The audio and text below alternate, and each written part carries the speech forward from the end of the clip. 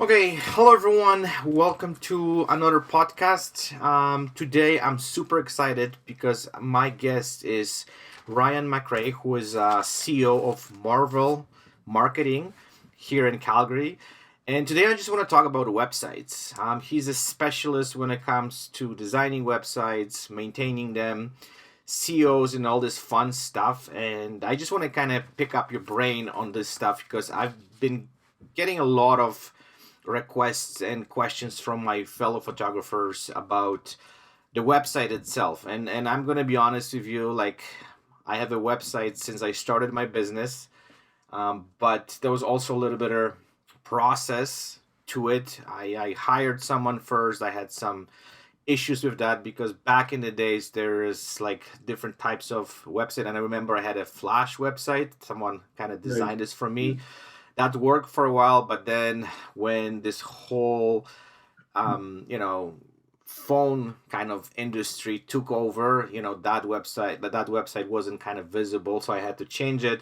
And now I'm at the point where I actually bought a template, and there's a company which is kind of like helping me a little bit. But I know there's so much into it, and then I'm completely, I would say, maybe not oblivious, but the SEO thing just kind of scares me. I just want to have a place where I can post my images, get my clients, and hopefully sign them up or buy the business or buy the session. But Right. all this additional stuff is something. And we had a recently quite interesting conversation about how we can upgrade my website, how we can make this work a little bit better. And I'm just super excited to work with you. And I just want to kind of talk about it today. So let me start and asking you questions. Like we're living in the crazy times with all this COVID and pandemic, and seems like website is one of those things which every business has to have. It's something that you cannot really skip. There is no actually even way of existing on the market without having a website. So let me kind of ask you, like if you could just kind of tell me a little bit more from your perspective, the importance of Sure. having a website these days, and like what is why we need even one, like what's the purpose behind it. Right. Well, first off, thank you for having me. And yeah, I'm just going to dive right into it. It's like you said, it's become so important for not only the bigger businesses but local businesses, because people used to actually walk out of their house to the front door of your business, whereas now people are ordering a lot of stuff online, even if you are local. And if they're not ordering online, they're looking at your products online before they come to the store. So you're missing out, um, before even someone walks out the door to come to your business. You might be losing out to your competitors because they've already seen your competitors online. And that's where it becomes very important to have the website. The other thing is that everything else, like services, um, like whether you have a tanning salon or a landscaping business or whatever, a lot of people are booking appointments online as well. They're not calling you. So like phone books are dead. They've been dead for years now, Mm-hmm. and a lot of consumers like to read reviews online as well. And if your website, or if you don't have a listing on what's called Google Maps, Mm-hmm. again, you're just going to lose out because people are seeing your competitors on there. So that's kind of an overview of why it's important to have a website nowadays. And like you said, in your industry as well, in photography, same thing goes, same rule applies. You know when someone's looking for a photographer, uh, reviews are very important. People are going to want to see how other people have, how their experiences have gone with you. So if you're not on there and all your competitors are on there, you're not even going to have a standing chance. Absolutely. Yeah, and I want to add one little thing here because it seems like those websites become so complex and you can do so many different things. Like even several years ago, I couldn't even like I didn't have that part of my website that, as you said, like I could not even sell my sessions, but now it's Right. possible. And then you have your website linked to your bank where all the transactions Yeah. can go through. So it's kind of fascinating that we can do all those stuff like in one place, and then we don't have to kind of I It's don't kind know. of become the main hub, right? Yes. It's where you direct everyone to now. And there's lots of applications that you can apply with. It's called e-commerce, Hmm. where you make the sale on your website. And it's great that you can do that because that seals the deal right there. Yes, absolutely. So let me jump to the next question, and Sure. let's talk about the important elements of each website. And I actually just like before we even jump into this conversation, I try to kind of put my thoughts into this a little bit. And what I would like to kind of talk about is, like I know some of those websites are overloaded, and then they have a lot of information, but sometimes not those informations what we're looking for. Like we can reach out these days from the website to let's say to the business, and there's like several ways. Like for example, you can send email off the website. You can reach out the business through social media.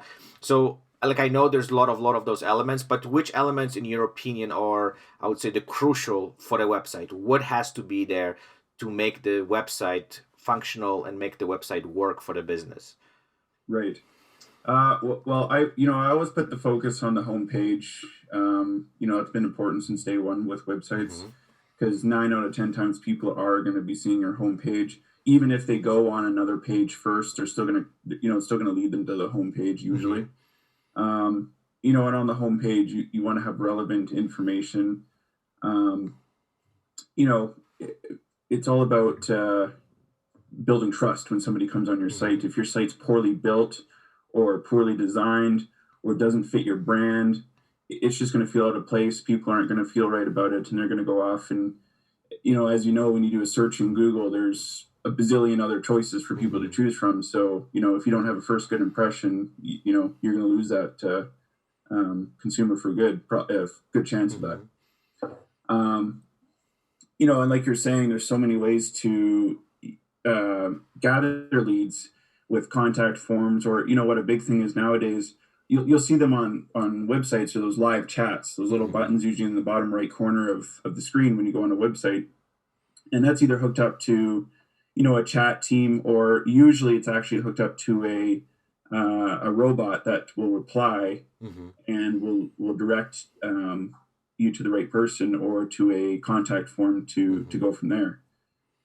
And those probably have the best, from our research and our experience, the best results are having those, because then it takes a little bit of workload off you as well, having those chatbots. Mm-hmm. Um, and these days people are not patient. They Mm-hmm. want to be heard right away. So by that, there's also text. A lot of people are doing a text now, or right now, on their website. Mm-hmm. Um, Same thing as the chat bar. It's just instant gratification of hearing from the company. And if you don't Mm-hmm. have that, like I said, they're going to go to the next one, Mm-hmm. and whoever gets back to them first, they're gonna win that consumer. So that's really important. But other aspects of the site is, I'm going to jump into. It's a little bit of jumping into SEO, which might be a question of yours Mm-hmm. later on. Homepage should not be directed to any one direct service unless you have unless you're only doing one service, or if you have Mm-hmm. a one page type of website. Each service should have its own page, um, so that it doesn't conflict between all your services. Mm-hmm. And that doesn't mean you can't have all your services listed on the homepage. It just means that those should lead to a separate page, with Mm-hmm. each page having a service. And the reason why I'm saying that is, Google. You have to remember, Google ranks your website, but it actually doesn't rank your entire website as a whole. Mm-hmm. Google ranks each page separately. Okay. So a lot of people have the confusion of trying to rank everything as a whole website, and that's where people get very confused and very difficult and very frustrated. Whereas actually, it's simple. You have to simplify it and put each thing that you want to rank for as a separate page. Mm-hmm. So that's an important layout of a website. And yes, you're going to have a lot more pages that way, but that's not a negative. And as long as if you have a clear direction for your consumers, Mm-hmm. um, there's nothing wrong with that. Yeah. Other than that, you want to have a fast website. Mm-hmm. Websites that take forever to load, even you or I would probably get frustrated nowadays. Yeah. Patience is so thin now. if that website's taking a few seconds to load, Yeah. bounce rate is what it's called. People will bounce off your website right away and go to the next one. And can It's you just measure that, like Yeah, basically? bounce rates are definitely measurable, and that's one of the main things that we measure, because website speed is very important when it comes to SEO. Hmm. That's one of Google's. That's one of the closest things Google looks at in their algorithm. Hmm.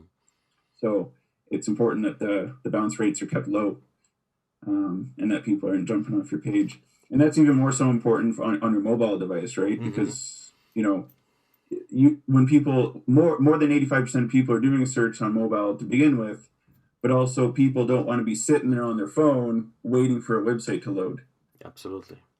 Well, it's kind of So interesting how this whole thing progressed over the time, right? Because I remember when this even internet started, I don't know, I'm sure you remember those times where we have this dial-up systems where you have to hook yeah, up to yeah. internet, and the website was, MSN Messenger. yeah, and you have to load up the site, and it was taking forever, and you were just like Yeah, patiently waiting for the site to upload it.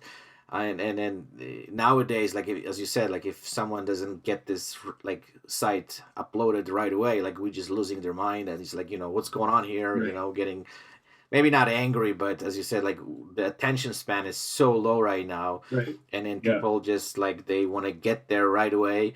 And if they see something which is, I would say, cluttered, or they're not getting the right information, they're like, off to somewhere else, right? So it's kind of fascinating how this whole thing changed over the time, and we're getting even more and more impatience, with the time.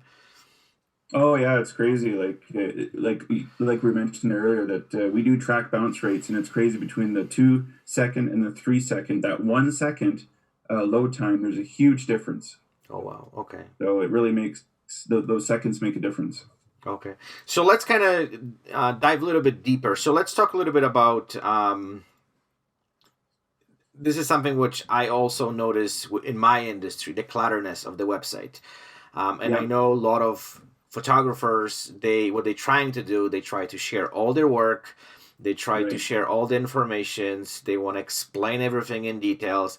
So how you can actually just filter this whole thing? So like, you're showing just the essence, and then like what I really like about, let's say, even your website, you have a one page, right? So you don't have to jump, like you have to just scroll down, and you get all the necessary informations. So right. how we can actually, like, do you guys, like, whenever you analyzing the websites, because I know you also you guys do that, Yep. what's the kind of factors you guys looking at, like shortening, because I know we're gonna talk about it a little bit later, but I just want to talk about visuals and text. But that's actually, before we jump into this, I just want to talk about like how we can compress, and how we can kind of like just put just the essence on the website, how we can kind of like work with that. Right. Yeah, like you're saying, a lot of websites are cluttered, especially in the photography industry there. And it is because people like to show off their work, and Mm-hmm. I don't blame them. Mm-hmm. Um, so the way to do it is, what I would do is, if I had a photography website, I would keep the homepage nice and clean. And, in the back, your website, you should really, for a photography business, you're going to obviously have a gallery. Mm-hmm. And, I would split that gallery into sections. The thing that I see a lot on photography websites is that the galleries aren't organized. Mm-hmm. And it's just kind of a clutter of different photos on there. And I would just suggest breaking that up and making it a gallery Specific that's nice and themes. Okay. organized. Mm-hmm. Because when somebody's looking for a photo, they are going to be looking for something in specific, right? Mm-hmm. So why not help them off the bat, and do that for them, instead of them having to search through everything. Um, and again, the nice thing too, like going back to me saying separate pages, whether you're doing headshot photography, Mm-hmm. or another different type of photography, maybe make those into separate pages, right? Because Mm-hmm. then that will really help with SEO as well. That's what we look at when we do a site audit, Mm-hmm. is different structures of the site, just like that, where they might have everything on one page right now, and we split it onto different pages. Mm-hmm. And again, that goes back to SEO, saying that Google ranks per page, not as a website as a whole. Mm-hmm. So cleaning it up like that will really help you. Absolutely. So let's move on to this is what I was actually saying a few seconds ago, visual versus text. Because I know, Right. again, photographers, they like to show images as far as the Yeah. tech. And I'm kind of also one of those people who, like, I don't want to say I don't care, but this is the something where I don't pay a lot of attention. I want my clients to see images and get them hooked on the images. Right. And then I don't Right. ever have like, you know, even with the discussion that we should kind of put some description on the image, give them a little bit or more information so the Google can rank it or actually have a little bit of understanding what it's going on there. So let's explore this a little bit. Is there any kind of balance between, let's say, how much visuals we should have versus text, or like how this whole thing works based on your perspective and based on your experience? Yeah, like balance, I like to on a page, I like to have a minimum of 3 images. And this is, this isn't talking photography. This is Mm-hmm. really any business that we do websites for. Because visuals are important. People Mm-hmm. are gonna, like it goes back. A picture speaks 1,000 words, right? Mm-hmm. And a lot of what we found on website pages is that if you have a ton of text, people are only going to read really about the first 10% of the text, and Mm-hmm. then they get bored of it. Yeah. And the rest, is just kind of goes out the window. So if you can really break up your your pages with good images and relative images, you're going to do really good. And Google also likes that as well. Mm-hmm. Not again with the Google algorithm. Google likes short, simple paragraphs that are broken up and easy to read on a website, especially when you're going on a mobile device. 1,000 words seems like it'll go on forever, right? Mm-hmm. And if that can be broken up with some good images, then that's good. So, like I said, I like a minimum of 3 images per page, and that's like 1,000 words of Mm-hmm. text. With a photography business, I would still do the same thing. Like I wouldn't have too much there. I would, keep it simple, keep it easy to navigate and read, Mm-hmm. and move the category of your images to separate pages. Mm-hmm. Okay. So the next question what I have is regarding protecting your website from hacking. And then Right. back in the days I found was huge issue and my website was hacked on many occasions. Now Yeah. it seems like this whole thing is a little bit I don't know, better designed and protected. But how we can kind of like prevent from getting someone into our websites. And I know what's frightening me the most is the bank stuff, right? Especially we Yeah. have our website connected to our bank accounts, PayPal accounts, and then all this stuff, credit cards. Yeah. So it's we're getting kind of like really, I would say, sensitive, and then like nobody knows who's gonna get there and what kind of informations they're gonna pull out of this, and then what kind of harm they're gonna make us, right? And Right. the reason I want to talk about it is because everything is great till something happens, right? And then I know Yeah. some of those companies, they also have certain policies and then protections. So they have this, like, you have like before you log in, they ask you like multiple questions, and then there's a lot of things which goes to even logging in. But is there any kind of tips and something which you could recommend that we can protect our websites from getting hacked, or getting some kind of information to people who they would just definitely could destroy our business, or pull some Yeah. money which they shouldn't take it. So let's kind of talk a little bit about that. Sure. Yeah, there's definitely things you can do, and there's little things like the reCAPTCHA, Hmm. the and the reCAPTCHA is the clicking the check mark, or Okay. click the 3 images that have fire hydrants, blah blah blah. Yeah, yeah. Those are always good to have on. It's called reCAPTCHA. It's always good to have on your site. Hmm. But I would start at the very beginning. The foundation of your site is get a trustworthy hosting company. Hmm. Um, that'll make the world of difference, because a lot of attacks are PHP. They're called PHP attacks, and that starts with good hosting security. And as long as do your research and find a hosting company that has good security, you're most likely going to be okay. If you're getting into like e-commerce, selling stuff online, like you said, the putting credit card information, all that, you want to use a trustworthy processing system. I personally like Stripe. Hmm. They have a good security system. PayPal's always there. Um, but then when you get into the unknown um, suppliers of transactions online, there, Hmm. you just never know what you're getting into and all that.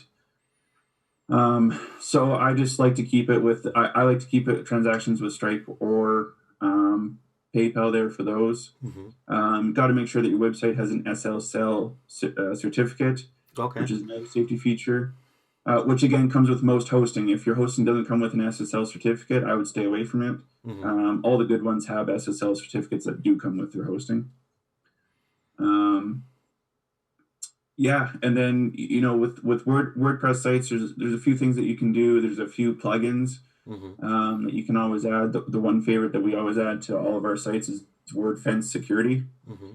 and that kind of blocks um, hackers or people trying to log in a bunch of times. Hmm.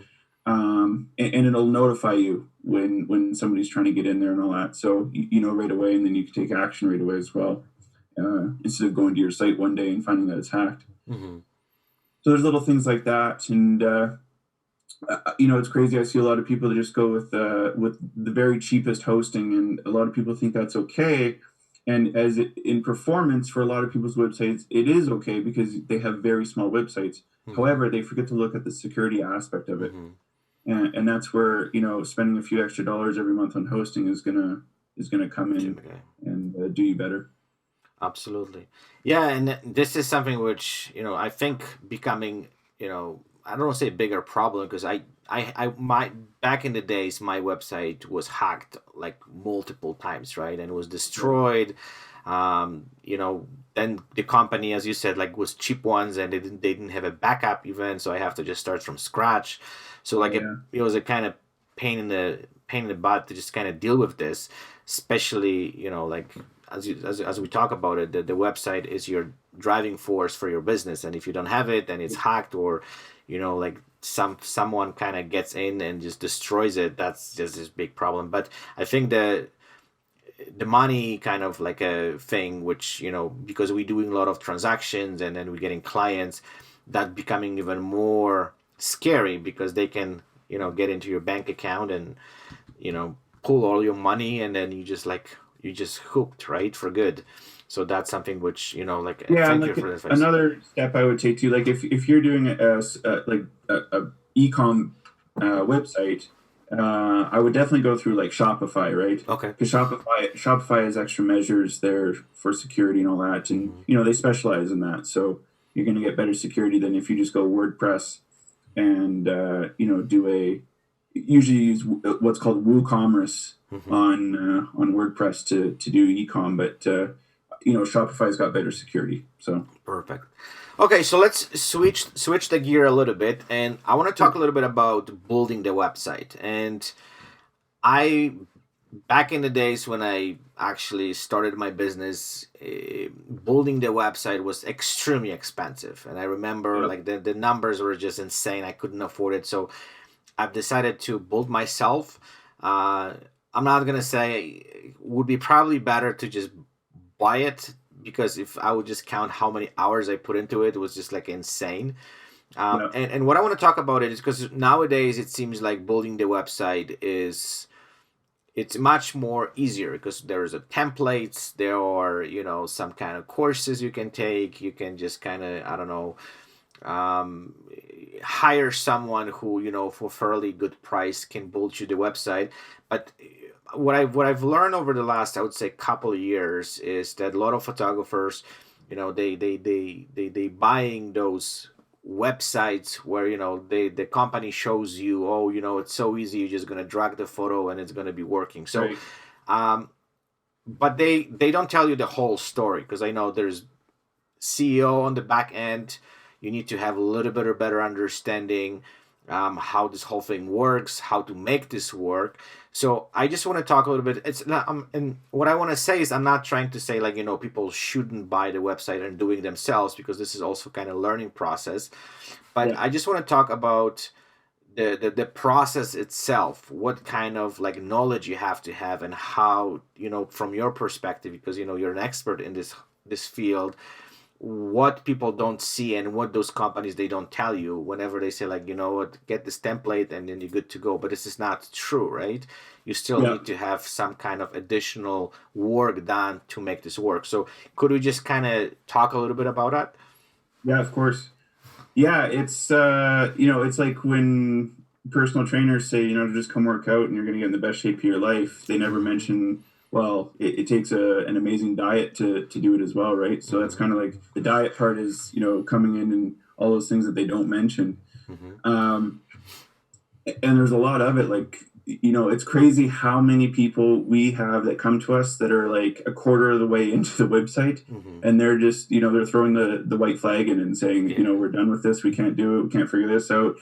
And usually the support on those websites are lackluster. They're, it exists, but they don't really want to help you unless you're willing to pay them. Yes. And and that's kind of the business model, right? They expect you, they make it sound easy. You go on there, you start, and they offer you their help and their paid help, Mm-hmm. and then you buy that, and that's like I said, that's just their business model. But um, usually you're better off if you're a business owner starting up your website. You don't want to be spending all your time on your website. You want to be getting clients, and that's usually our audience that comes to us with Mm-hmm. this scenario of trying to do a website, is that they're new businesses, they're trying to save a bit of money, which I totally understand. Mm-hmm. However, in the long run, you could be spending more money or more time, and which is going to hurt you than it would be just to hire a web design company. um, so the most popular ones out there right now are probably GoDaddy, Website Builder, and Wix Builder. Mm-hmm. And they do make it very easy, but they're really not that great options, because the website itself could be built pretty easily, but then when you go to rank your website, Mm-hmm. you're not going to have a great time. They're really hard to rank on those websites, Mm-hmm. or sorry, on those platforms, and they just because of how much they restrict. Mm-hmm. And yeah, it's just usually when companies come to us wanting SEO and they're saying, well, we've tried for this long, usually a year plus, and they're like, we haven't moved. We usually move them over to a WordPress site anyways, Mm-hmm. and within a couple months, we got them ranking way further than what they did on either Wix Mm-hmm. Wix or GoDaddy. Um, there's a couple of new ones that are interesting that are coming out, like Webflow, Mm-hmm. which is actually, I think it's built off the WordPress platform, but Mm-hmm. they've made it kind of like the Wix builder. Mm-hmm. So that is an interesting one, and I have personally been looking at it a little bit, but that one, I think you're spending like close to $50 a month. So, Mm-hmm. after a few years, you've spent just as much as a WordPress website, Mm-hmm. yet you're still having to pay for it every month. The other thing I don't like is that you don't technically own your website. Mm-hmm. When you build it on Wix or Wix or GoDaddy or even Webflow, I'm sure they technically own your website, Mm-hmm. and because the only thing you own really is your domain. But because it's Mm-hmm. on their website builder, if they wanted to, if you don't pay, Yeah, you're out. your website's gone, right? Yeah. Um, whereas WordPress, you own the website 100%. And that's the important thing. A lot of web developers will try to own your website. I don't think so anymore these days, but they used to do that in the contract. They would say, they would keep ownership, and they would word it as they would keep it to maintain it. Mm-hmm. But really, if they would just have that to control you.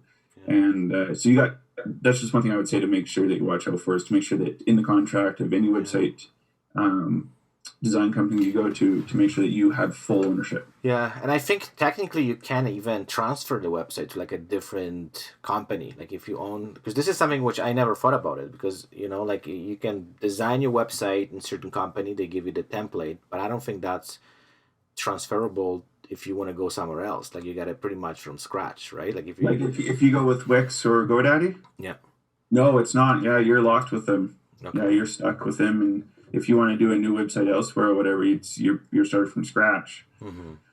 Um, with WordPress, if you're looking to like change ownership or whatever, it's pretty easy. You just go back in the back end of WordPress there, you can add new users Mm-hmm. and in different levels too, from admin or just editor. Mm-hmm. And, you kind of transfer a site like that. So Yeah. it's just a lot more open source WordPress, like the other ones, Mm-hmm. you're very locked into them. It's almost Mm-hmm. like going into Apple, right? Like Mm-hmm. if you get an Apple iPhone, it's not like you can't go anywhere else to get anything for that phone. You have to go to the Apple store. Yeah.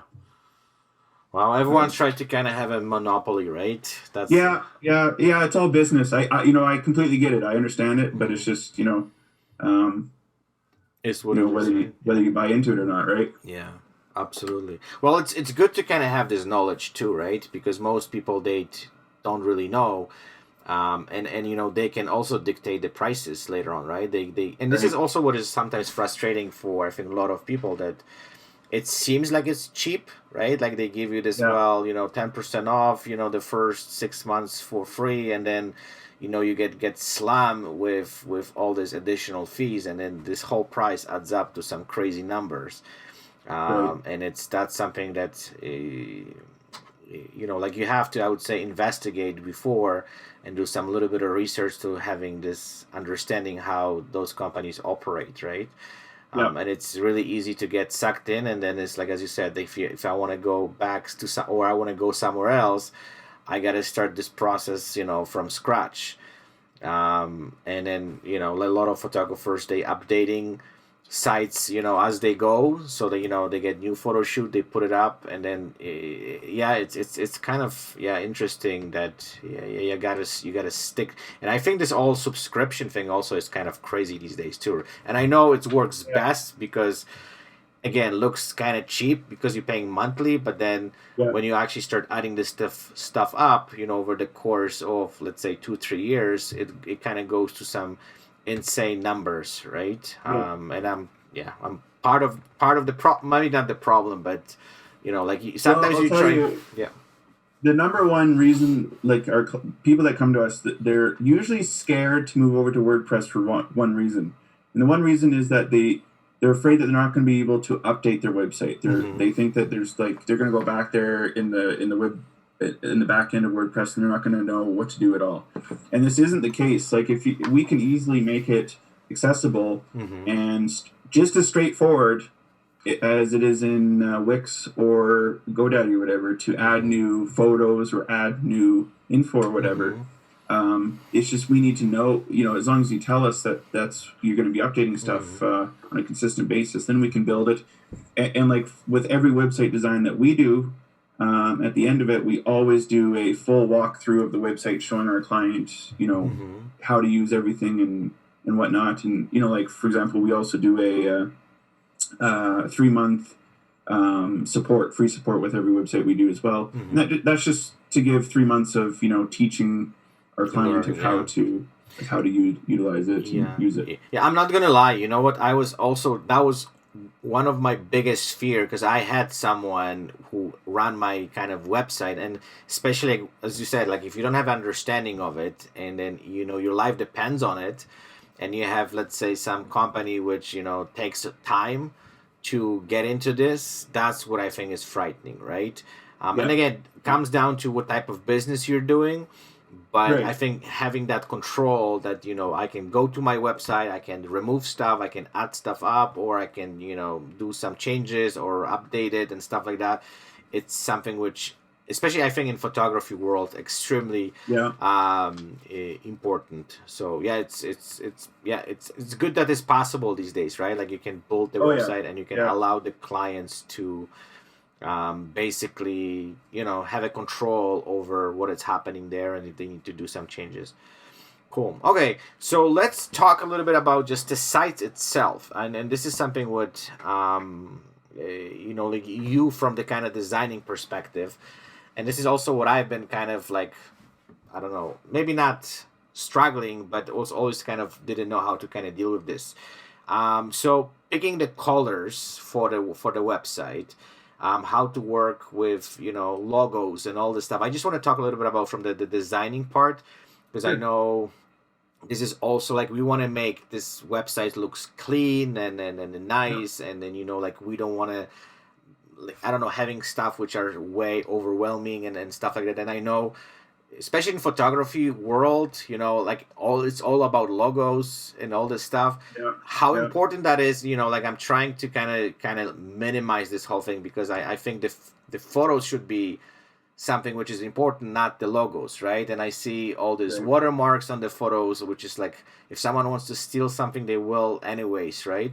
But Yeah. if you Yeah. could just give me a little bit like informations about designing the website, and like what we should kind of look for, and how we should kind of take this whole, how we should kind of look at this whole thing from the designing perspective. Right. So, and it's funny you mention this because 9 out of 10 clients that come to us, they don't have what's called a branding guide. Mm-hmm. I'm not sure if you know what a branding guide is, but it's Yeah. initially just that. It's a Yeah. guide to your branding. So it'll have your colors, your typography, which is your fonts that you want to use Mm-hmm. for different things with your company. What kind of images you're going to be using. This is all just so that your brand stays consistent. And at Marvel Marketing, there we do these brand guides for companies quite often. Just because we're usually working with newer businesses, and we mentioned to them, like, even in the future beyond us, these branding guides are going to help you a lot, because then you're not just repeating to every person that you're working Mm-hmm. with or every outlet that you're dealing with. You know, you can just send this brand guide to them, and then they know exactly what to do Mm-hmm. without you having to explain it every time. And for the cost that it is to get that done, then we figure out the website. Then you have that branding guide for life to be able to go on. Mm-hmm. But for a website,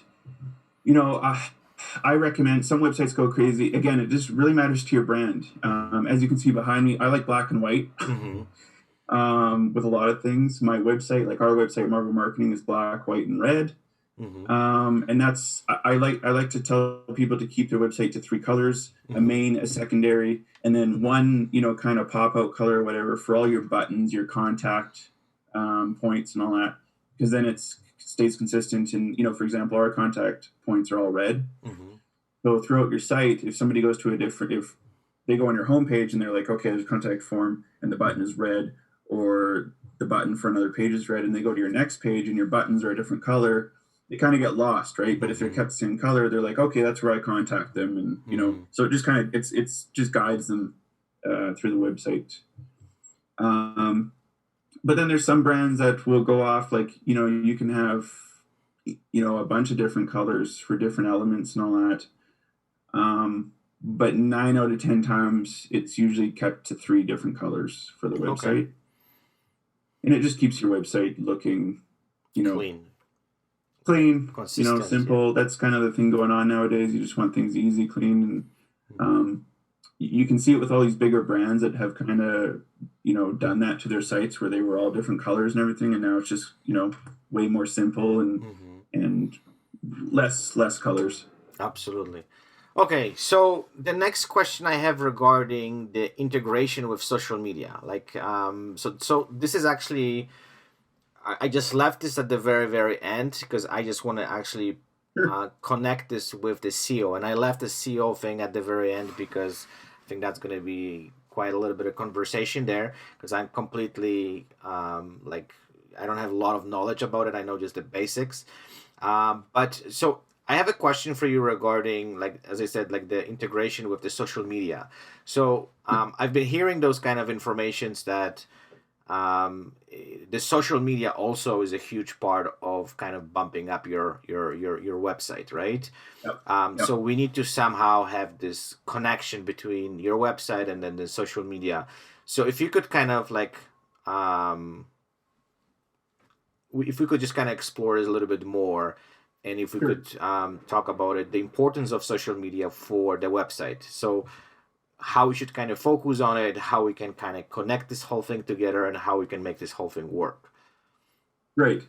Well, like in your industry, photography, Instagram is obviously amazing, because it's pretty much a gallery there to show off all your work, and the way they have it, like the search algorithm on Instagram using hashtags and whatnot, it just works amazing for your industry and for a lot of others. Mm-hmm. And the nice thing is, like, when I say a gallery on your website, you could also, like with WordPress, for example, we can work it in there that your Instagram actually is your gallery Mm-hmm. on your website, so that really you're actually uploading to Instagram, and then it automatically uploads to Okay. your website as well. So there's cool things like that that you can do as well. Whereas if you have a separate gallery on your page, you're having to upload it to Instagram and upload it to your website. Mm-hmm. But the benefit of doing it through Instagram is that Google, it's called social signals. If you can embed, Instagram, Facebook, Twitter on your website, it just adds authority to your website, especially if one of your videos or sorry, one of your photos, um, you know, gets a bunch of likes or gets a Mm-hmm. bunch of shares or gets a bunch of attention. And especially if you're consistently getting that, that's everyone is pretty much, like I said, they're called social signals. Mm-hmm. And Google does look at those as a ranking factor. So pretty much if you're popular on social media, it's going to really help Mm-hmm. your website. Um, but even if you don't have a gallery connected or whatever, it's good to have your social media at least linked on your website, Mm-hmm. because it's just another thing that people like to look at, to see what you're all about, right? Mm-hmm. And it's just the norm. Like, people are on social media every day, Yep. so that's where they're comfortable and that's where they trust. Yeah. So if you don't have active social media platforms, people aren't going to trust you. Um, Yeah, and that's vice actually. versa. Yeah. Yeah. Sorry. Go ahead. I was just going to say vice versa. Like, have your website linked on your social media profiles, like your Instagram, because they have spots there. Mm-hmm. And what that does is that actually gives your websites backlinks, Mm-hmm. which is another ranking factor for SEO. So it's just Mm-hmm. there's no negative to connecting your social media to your website. Mm-hmm. Yeah, I also kind of like over the last few years, like this is something what it's interesting that it doesn't matter which kind of what kind of services we're looking at. Like it seems like always people nowadays, and I do this myself, go to their social media to see who they Yep. are, how they operate. It seems like the social media gives you that credibility as a Yes. business, Yeah. right? 100%. And if like yeah, if there's a website and there's no connection to social media, like there's a automatic like red flag coming up Yeah. because there's Yeah. something not right here.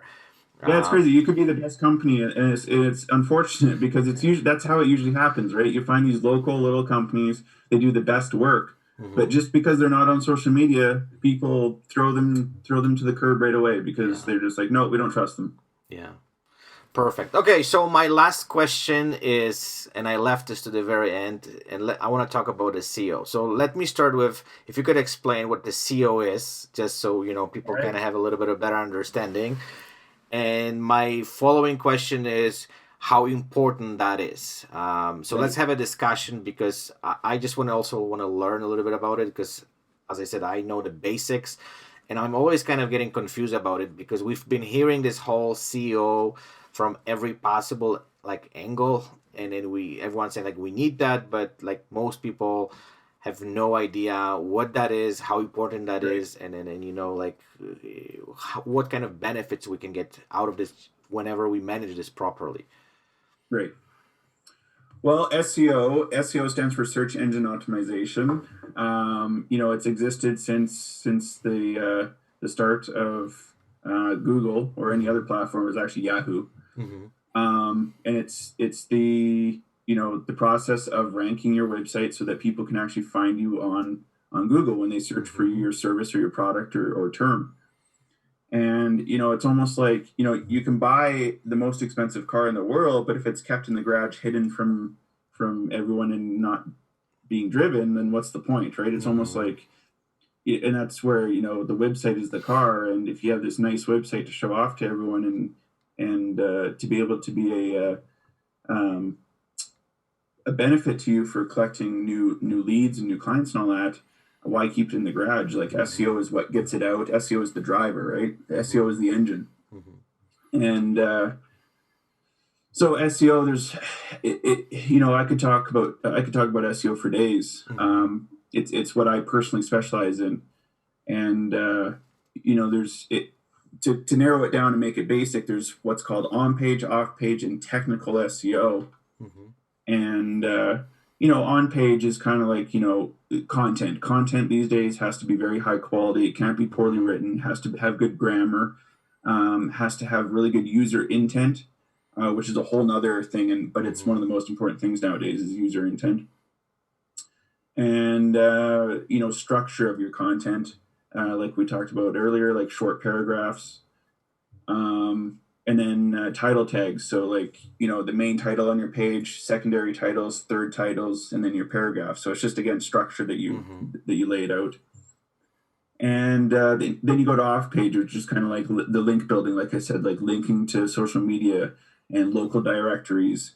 And, when you write really good content, like a blog post or something, and when another source links to your blog post to reference it, that's a really good backlink that you're getting. And it just builds authority to your site. And then there's a bunch of other things with off page. Again, can go in detail with that. And then technical SEO is like the page speed of your website. Make sure that the security is good on your website as well. But the main one with technical is speed. And talking about all this, there's an update coming, an SEO algorithm update coming from Google here in the next month. And the two most important things is your website speed and your content being relevant. And we're actually in the works. I'm in the works. I'm personally writing this blog post, and I'm probably going to be posting it here in the next few days. And it's going to be just what people should be watching out for and what you should do to prepare for this algorithm change, because this is going to be one of their biggest ones yet. Okay. And it can cause people to go from the first page of Google to not being found with these major ones, right? If you're not prepared or don't have your website set up properly. But then, that's kind of to do with your website. Nowadays, there's a second SEO coming in. That's called the Google Maps. And I'm sure you've seen it. I'm sure everyone else has seen it, especially on a mobile phone. The first thing you see are the map listings now. No matter what for 9 out of 10 searches, it's a map listing that you see. And that's a second algorithm. They don't have the same algorithm as the local or the organic listings. And for service-based businesses like landscapers or even photographers, it's very important to be ranking in what's called the map pack 3 of those maps, because the first 3 is what shows. The rest you have to scroll down. And usually somebody that does a search on a mobile phone will pick something from those first 3, because everything is on that Google My Business listing, including your website, reviews, your social media is linked there, the location of your business. So they'll see the proximity of how close they are to you. So it's almost like a website in its own right there. Okay.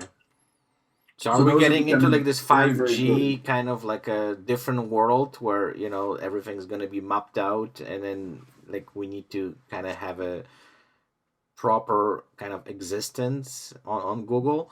That's the directions you think this whole thing going? 100%. Google Maps are like, over the last few months, have gotten super important. It's getting more popular. And the thing is that it's still new enough that businesses can rank fairly easy. Give it a year's time. This time next year, it is going to be super hard to rank on those Google Maps. So if you can get in there and get it on it early, like now, then you're laughing, right? And we've kind of gone to all of our clients. We've said that, and that's pretty much what we've brought our focus from the SEO. Any of the SEO campaigns that we're doing that we've been doing organic SEO for, we've shifted our focus to those map listings.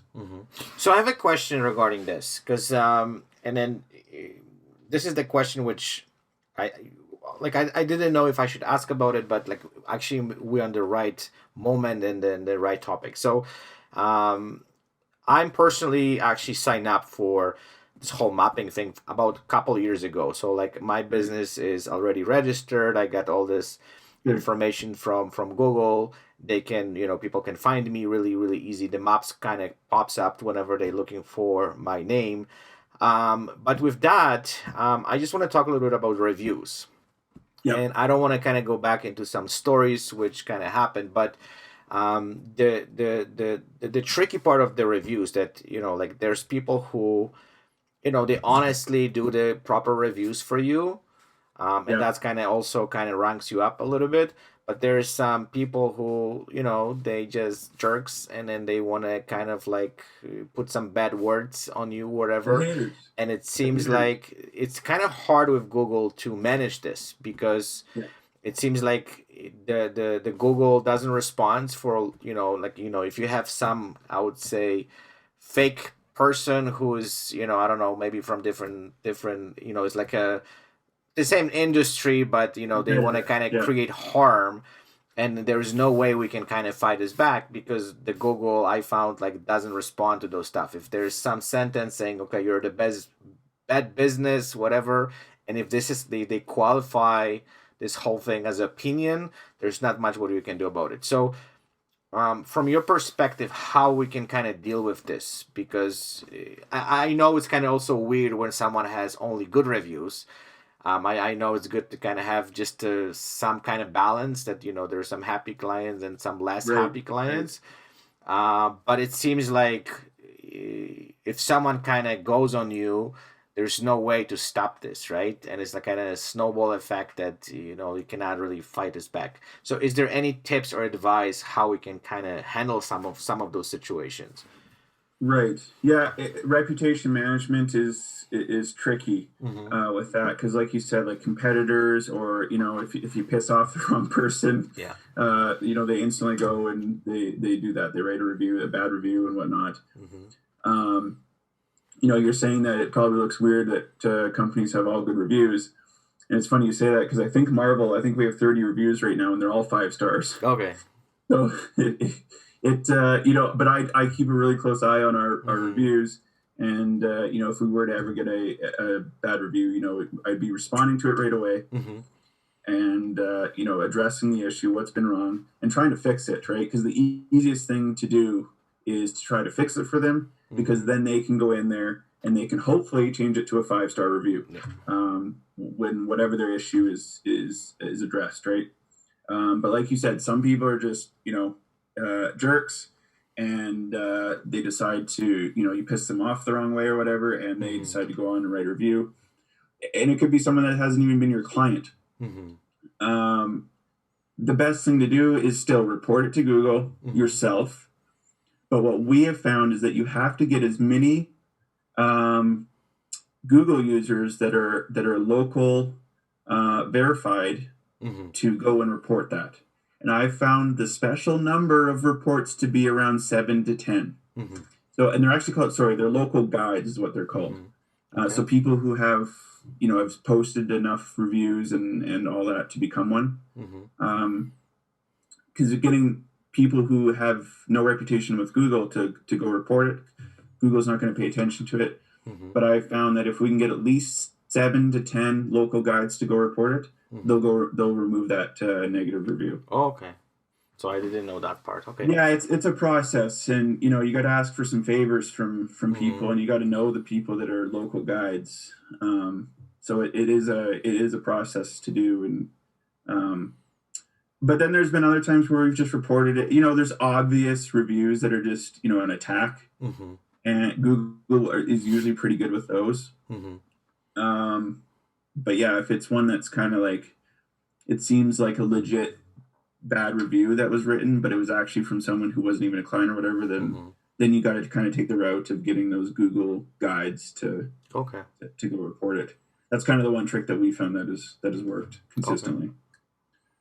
Nice. Well, it's good to know, because I didn't know. I was I had some issues with that at some point, and Yeah, we've dealt with many businesses who've yeah, had that, right? It's crazy. It's just the thing that people go to right away, right? One yeah. little bad thing, they don't even, care to, like, you know, come and let you resolve it. They just Mm-hmm. instantly go write a bad review, and I don't know. It's kind of their way of being heard, right? Absolutely. So I agree 100%, right? But as you said, it's better to somehow handle this, different way. And if you have, like, response to the certain reviews, but yeah, and the faster you respond, the better. okay. That's what we found too. Like, even if it's just to kind of like a maintenance respond, where it's Mm-hmm. you're just addressing to them that, yes, you've heard their complaint, or you've Mm-hmm. heard the issue that they've had. And like I've seen some companies fight bad reviews right on there, and that's just not a good idea to Mm-hmm. go on there and fight back to them. Yeah. The best thing is just to, and that's to Google as well. If Google sees that you're fighting it, then you're going to have a less of a chance to get that taken down. Mm-hmm. Um, but a simple review of, hey, sorry this has happened to you.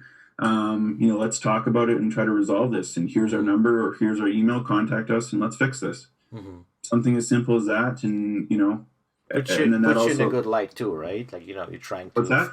It's puts you also in a good light because you're trying to Right. resolve the Yeah. problem, right? Instead fighting back Yeah, or. just simple reputation management, right? And Mm-hmm. because as a business owner, you don't want to piss off clients. You don't Yeah. want to have people to hate you. If the world was perfect, you'd have everyone love your Happy. business. Yeah. Absolutely. Right? But it's you come down to reality, and you're always going to have people that don't like something that you've done, or have Mm-hmm. had a bad experience, whatever. It's just our jobs to resolve it the best way that we can, right? Mm-hmm. Absolutely. Um, eh, Perfect. Okay, I think you know what. Let's kind of wrap this thing here. Sounds good. I definitely at some point let's kind of come back to the conversation and let's talk a little bit more. I think we cover all this. I would say important informations and then all this stuff which I was really interested in. And thank you for diving deep in some of those topics. I really Of course. appreciate that. Yeah, and then so I will also link your informations where people can find you. Awesome. Your Thank you. local business in Calgary, as you said, like very respected business. It seems like you guys have tons of experience. So I'm sure if people gonna need some help, or they're gonna need some kind of website reviews or some help regarding their online presence, I think you guys going to be the best place to go and ask questions and then get some help. Appreciate that. Yeah, so thank you so much. And then yeah, we'll definitely will be in touch. We've been working with each other for quite a bit now, so Yeah. let's Well, kind of yeah, thank you for having me. It was a good time, and hopefully we can do this again. absolutely. Okay, take care. You too.